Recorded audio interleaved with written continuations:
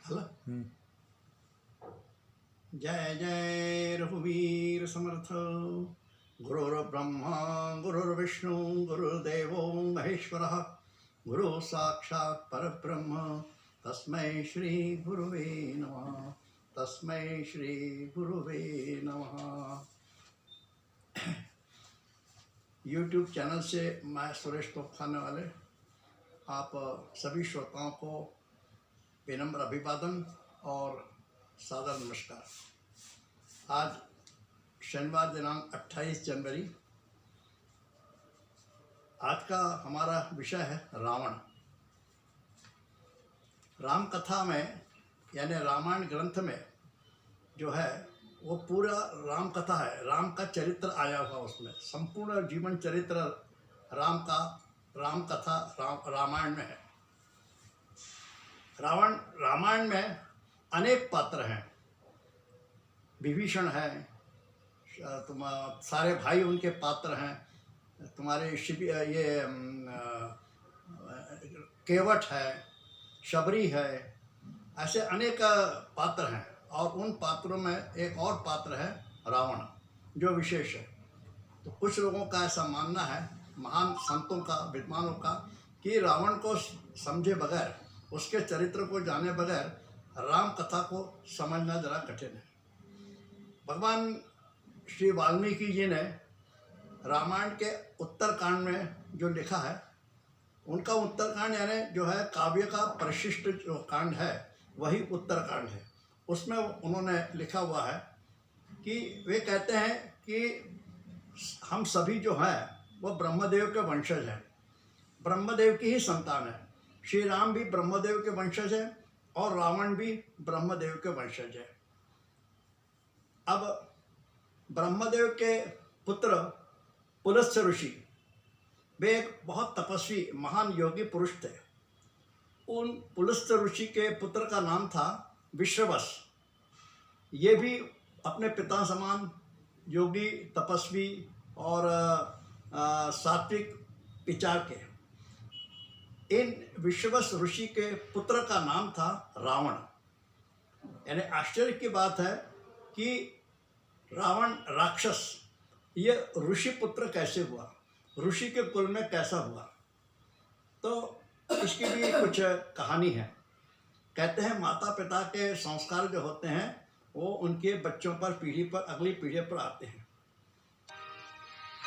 ऋषि विश्ववस जो थे,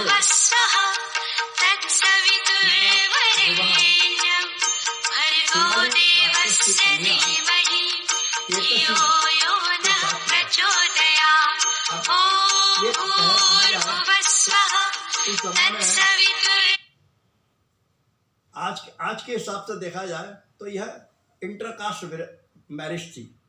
यानी सोमाली राक्षस की कन्या केकसी, इसका विवाह ऋषि विश्ववस के साथ हुआ। ये कैसे हुआ, इसकी एक कहानी है। विश्ववस अपने ध्यान में, अपने तपस्या में लीन थे। उसी समय यह केकसी जो है वह वहाँ से निकलती है और देखती है कि एक ऋषि जो है वो ध्यान में तपस्या कर रहे हैं, बैठे हुए हैं, ध्यान कर रहे हैं। ये केकसी का विवाह नहीं होता था।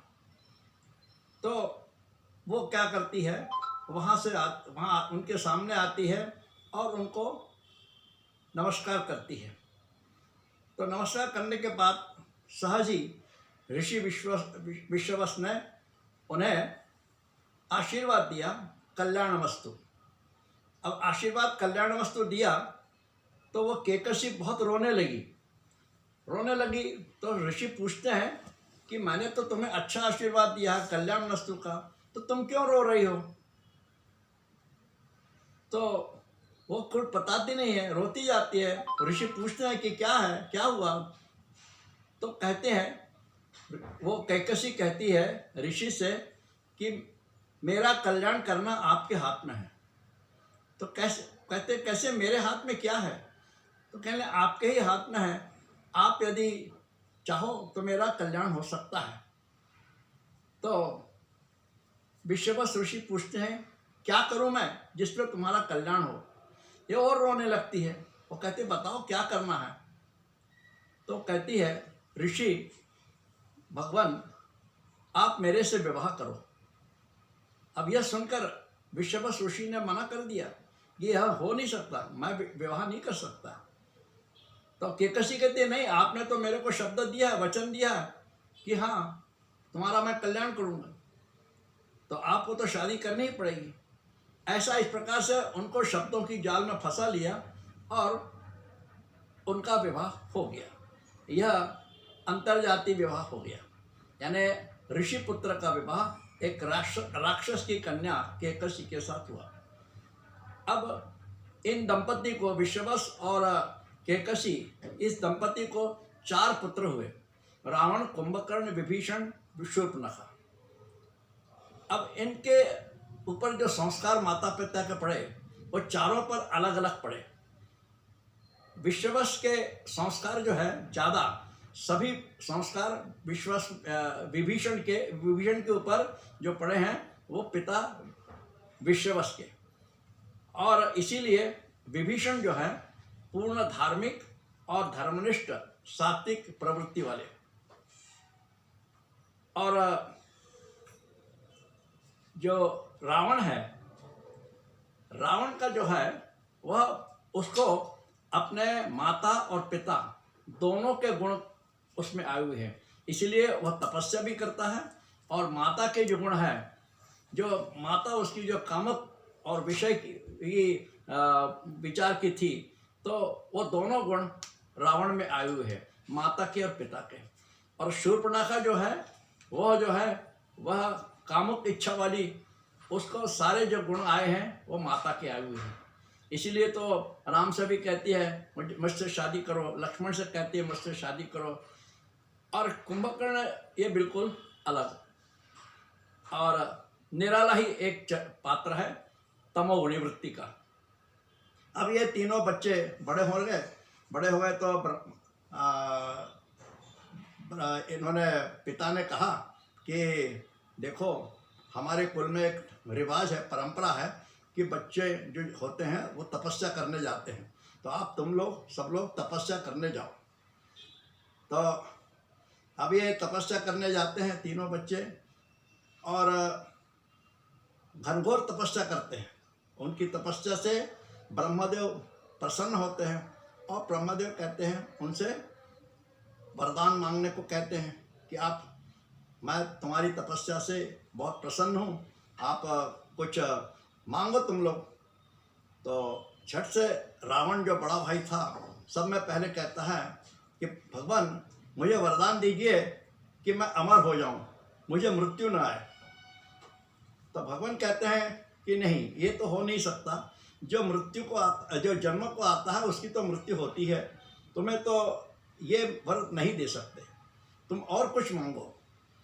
तो रावण कहता है ठीक है भगवान, देव देवताओं के साथ यक्ष और गंधर्व, ये इन सब से, इन किसी के हाथ से मेरी मृत्यु न हो। और ब्रह्मदेव ने कह दिया ठीक है तथास्तु। यहाँ पर रावण जो है नर और वानर को भूल गया, उसने नर वानर का नाम नहीं लिया। शायद वो सोचता होगा नर वानर मुझे क्या मार सकेंगे, या जो कोई भी वो भूल गया, नर वानर का उसने नाम ही नहीं लिया। इस प्रकार से उसने वर मांग लिया कि मुझे ये आप वर दीजिए और ये लोग मुझे कोई मार न सके। कुंभकर्ण ने कहा भगवान मुझे कुछ नहीं चाहिए, मुझे 6 माह का निद्रा चाहिए, 1 दिन काम और फिर 6 माह निद्रा। ब्रह्मदेव ने तथास्तु कर दिया। विभीषण ये सत्वगुणी वाला है, उसने कहा भगवान मेरी धर्म बुद्धि कभी भी भ्रष्ट न हो, मैं हमेशा धार्मिक रहूं, विचार कर रहूं और सात्विकता समाप्त न हो मेरी। तो इन तीनों भाइयों को इस प्रकार से ब्रह्मदेव ने वरदान दे दिया, और इसके बाद ये तीनों भाई अपने अपने कार्य में लग गए।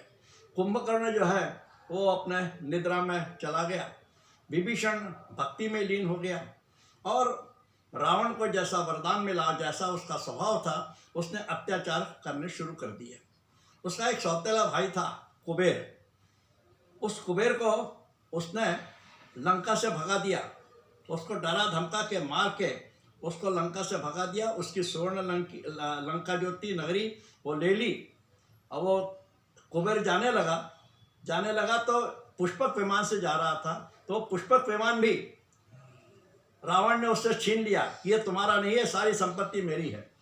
अब वो कुबेर सीधा साधा बेचारा वो चला गया, वो सीधा ब्रह्मदेव के पास जाता है, भगवान रावण ने ऐसा ऐसा किया है, मुझे निकाल दिया है, मेरा सब कुछ ले लिया, मेरे लिए कुछ करो आप, और ऐसी नगरी बसाओ जो रावण से दूर हो। तो ब्रह्मदेव ने हिमालय के पास अलकावती नाम की एक नगरी कुबेर के लिए बसा दी, और वहाँ कुबेर शांत से रहने लगे। अब ये इसका अत्याचार रावण का इतना बढ़ा कि वो देवताओं को बंदी बना लेता था, और सिर्फ बंदी ही नहीं बनाता था, उनसे गुलामों जैसे काम कराता था। गुलाम जैसे काम करते हैं उससे, इस प्रकार से वो देवताओं से काम करवाता था। अब गणेश जी भी बंदी थे, जेल में थे। अब गणेश जी बुद्धि के देवता है, लेकिन गणेश जी को काम कौन सा दिया गया? गधों को चरवाने को भेजा। वायुदेव हनुमान जी के पिता हैं, उनको सड़क साफ करने का काम दिया। अग्निदेव को कपड़ा धोने का काम दिया। इस प्रकार से वो काम दिए, और ये कोई भी जो देव देवता थे कुछ बोल नहीं सकते थे, क्योंकि चुपचाप सहन करना पड़ता था, कुछ नहीं कर सकते थे। इस प्रकार का उसका अत्याचार सारे जगत में चलने लगा, तीनों लोक में उसका अत्याचार शुरू हो गया। खैर, भगवती पार्वती एक बार महादेव से कहती है कि प्रार्थना करती है, भगवान हम लोग साधे, अपना कोई घर नहीं है, मकान नहीं है, दूसरे लोग देखो कितने अच्छे भवन में रहते हैं, बंगले में रहते हैं, आप कोई अच्छा बंगला बनवाइए, भवन बनवाइए ना। तो कुबेर महादेव कहते हैं हमें क्या करना है कोई भवन वगैरह, हम जो हैं वैसे वैसे ठीक है, और भवन बनाने के लिए समय कहाँ है। तो पार्वती कहती है आपको कुछ नहीं करना है, आपकी स्वीकृति आप दे दीजिए तो कुबेर आप भवन बना देंगे। पार्वती की जिद्द होती है तो महादेव की स्वीकृति हो जाती है, और कुबेर को कहा जाता है, तो कुबेर एक सुंदर सोने का भवन वहाँ बना देते हैं। बहुत अच्छा भवन बन गया। अब भवन बनने के बाद उस भवन का वास्तु पूजन होना चाहिए, अतः वास्तु पूजन के लिए किसको बुलाया जाए? पार्वती कहती है पूजन तो करना है, किसको बुलाया जाए पूजा करने के लिए?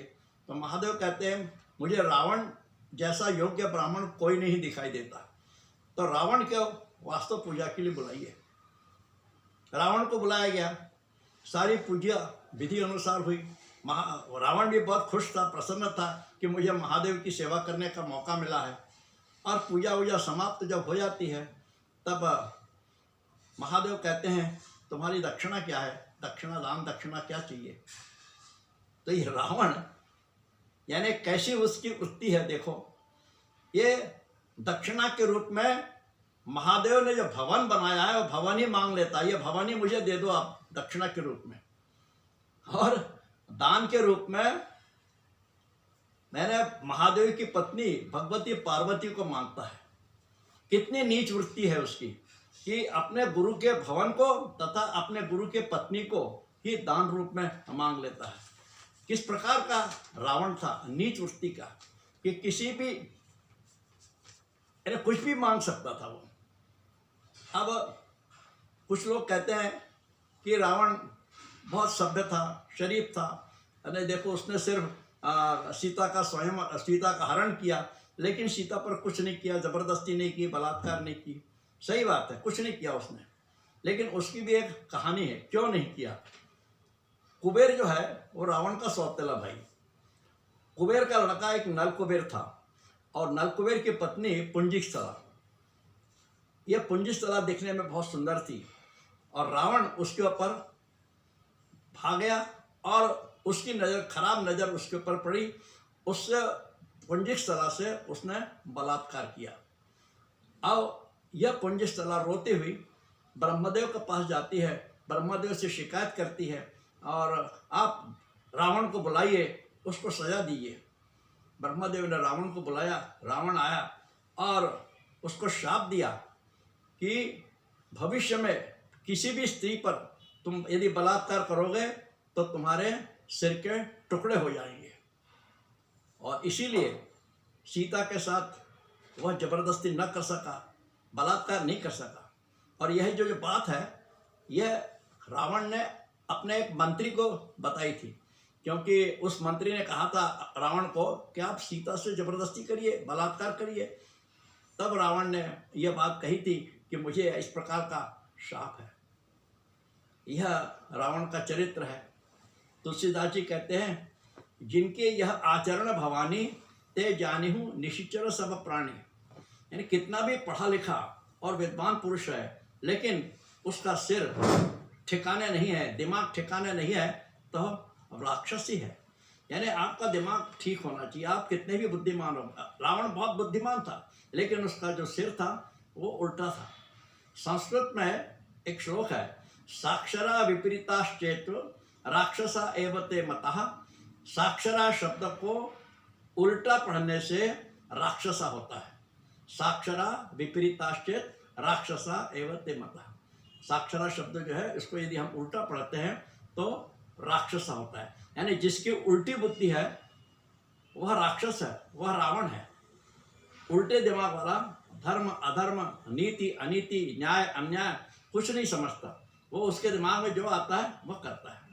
तो इस प्रकार रावण कितने नीच वृत्ति का था, और कि उसने दक्षिणा और दान के रूप में अपने गुरु के भवन को और गुरु की पत्नी को ही मांग लिया।